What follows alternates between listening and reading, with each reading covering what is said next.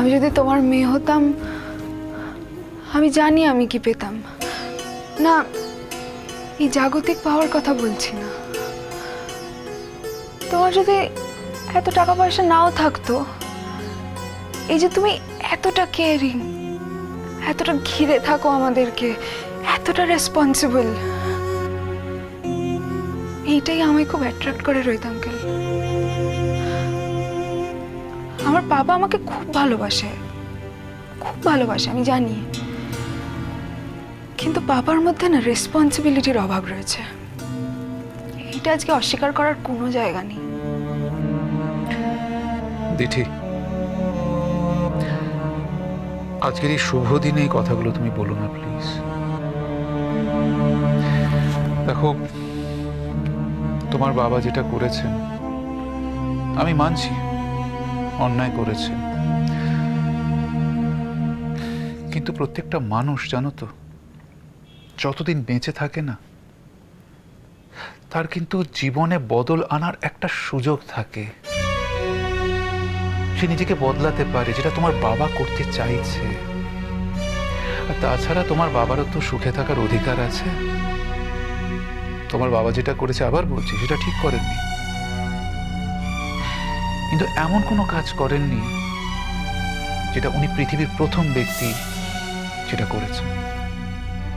হ্যাঁ, উনি চেষ্টা করছেন, নিজেকে রেকটিফাই করার চেষ্টা করছেন। সেই সুযোগটা ওনাকে তোমার দেওয়া উচিত। দেখো, তোমার বাবা তোমাকে সবচেয়ে বেশি ভালোবাসে, বুঝতে তো পারছো? উনি আজকের দিনে দাঁড়িয়ে কতটা মানসিকভাবে বিপর্যস্ত, কতটা শারীরিকভাবে অশক্ত। আজ যদি তুমি, ও সবচেয়ে ভালোবাসার মানুষ, এই কথাগুলো বলে, তাহলে কতটা ভেঙে পড়বেন উনি। আমি কোনো দিনও বাবাকে এই কথাগুলো তো বলতে পারবো না রোহিত আঙ্কেল। আর আসল কথা তো ওটা ছিল না। আসল কথাটা এটাই যে আমি যদি তোমার মেয়ে হতাম, তাহলে আমার জীবনটা আরো অনেক সুন্দর হতো। আমার সারা জীবনটা অনেক অনেক মাধুর্যে ভরে থাকতো। আচ্ছা, আমি কে? রোহিত আঙ্কেল। আঙ্কেল আর বাবার মধ্যে তফাৎটা কি? আঙ্কেল তো বাবার মতো, আর তুমি তো আমার মেয়ের মতো। ইনফ্যাক্ট আমি যদি ঠিক সময় বিয়ে করতাম না, আমার তোমার মতো একটা মেয়ে থাকতো। ইনফ্যাক্ট আমার খুব ইচ্ছে ছিল আমার বিয়ের পর যেন আমার ফার্স্ট ইস্যু মেয়েই হয়। বিয়েই তো হলো না, মেয়ে আর ছেলে কি। তবে হ্যাঁ, আমি তোমাকে বাবার মতো ভালোবাসি, আর তোমার বাবা তোমাকে সবচেয়ে বেশি ভালোবাসে। অর্থাৎ তুমি বাবাকেও পেলে, আর বাবার মতো একজন কাকাকেও পেলে। আরে তুমি তো প্রফিটে আছো। তুমি সবকিছু কিরম ঠাট্টা করে উড়িয়ে দাও। আরে না তো কি, জীবনটাকে কোনোদিন সিরিয়াসলি নেবে না। সিরিয়াসলি ওই বসে বসে জীবনের মালা জপ করবে? একদম না। দেখো দাদু ভাই, তুমি তো ভালো ছেলে, তোমার কোনো তুলনা হয় না। নতুন করে আর তোমাকে কি ভালো হতে বলবো বলো? তুমি ভালোর একটা এমন পর্যায়ে পৌঁছে আছো, ওর থেকে ওপরে আর ওঠা যায় না। তবু বলছি, তুমি ভালো থেকো, সুখে থেকো, আনন্দে থেকো।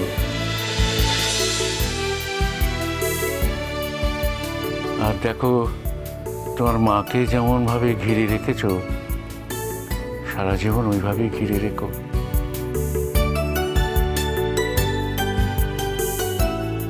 মার ভরসা হয়ে থেকো, কেমন? এটা আবার কেন দাদু ভাই?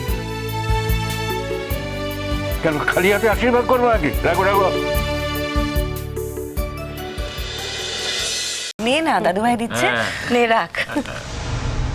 এই তো মাও এসে গেছেন। মা আসুন না, আপনিও একটু টিঙ্কাকে আশীর্বাদ করবেন তো? না না না, ঠিক আছে ঠিক আছে বাবু। আরে বাবা, জনে জনে আশীর্বাদ করার কি দরকার? আমার আশীর্বাদ তো সব সময় ওর সঙ্গে আছে। তা বললে হয় নাকি? আজ আপনার নাতির আশীর্বাদ, আপনি আশীর্বাদ করবেন না? আসুন আসুন। মা, ঠাম্মিকে জোর করো না। ঠাম্মির ইচ্ছে না হলে আসার দরকার নেই।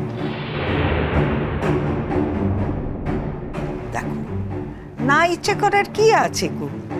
আমার তো নাতি নাতনিদের সঙ্গে কিচ্ছু নেই গো। ঠিক আছে বলছো যখন, তখন যাচ্ছি।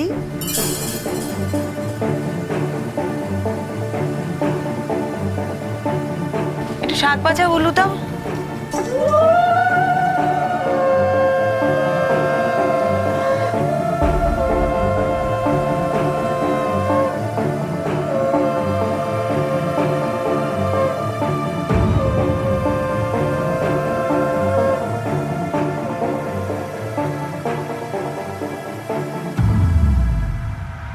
থাক থাক, হয়েছে বাবা, হয়েছে।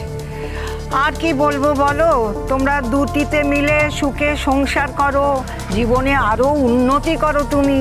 আর কি চাইবো বলো, আর কিচ্ছু বলার নেই গো।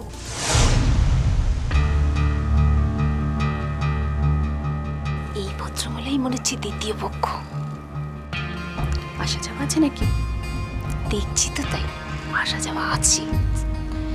এই কর্পূরে বাড়ি মেয়ের বিয়ে দিল দিদি? উপরে একটা বউ, নিচে একটা বউ, আর কি ছেলে খুঁজে পেল না? আরে জুন, তুমি দাঁড়িয়ে আছো কেন? বসো না। দিঠি, তোমার পাপাকে বলো এসে দাদাভাইকে আশীর্বাদ করতে। দাদা যা।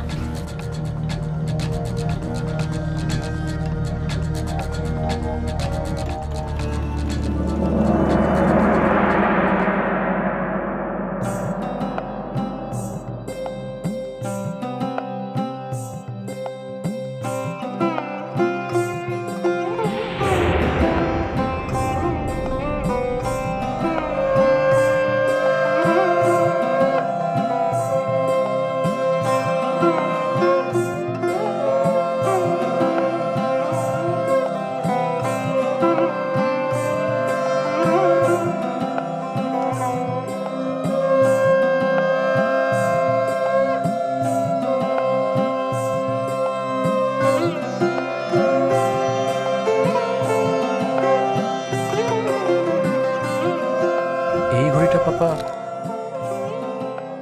আমার ঘড়ি আজকে পরে তুলে রাখিস, বিয়ের দিন পড়িস। আমার প্রমোশনের সময় পেয়েছিলাম, একদিন পরিনি। এটা তোর জন্য। খোল। এই ঘড়িটা তুমি আমার দিয়ে দিলে? আমি ট্রামে বাসে চড়তে অসুবিধা হয় বলে নিজের গাড়ি আমাকে কায়দা করে দিয়েছিস। তো স্ট্রেট হবে আমার ঘড়ি তোকে দিলাম। এটা অন্যায়?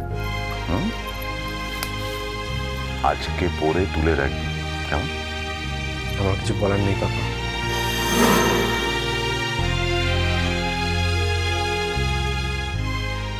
বলবি না? প্রণাম করবি, প্রণাম কর। ভালো থাকিস।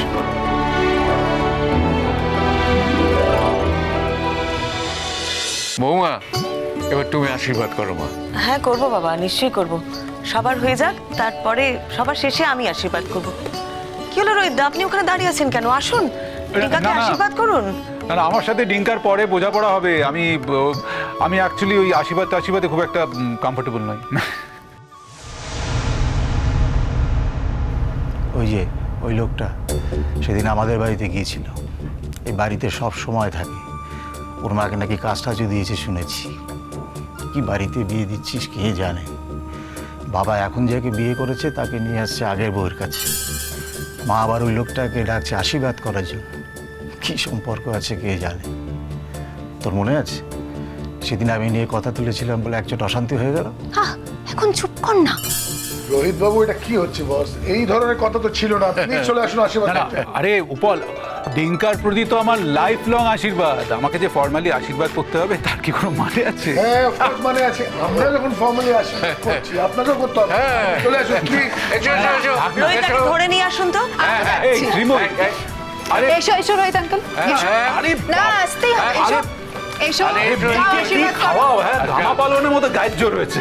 ও বসো বসো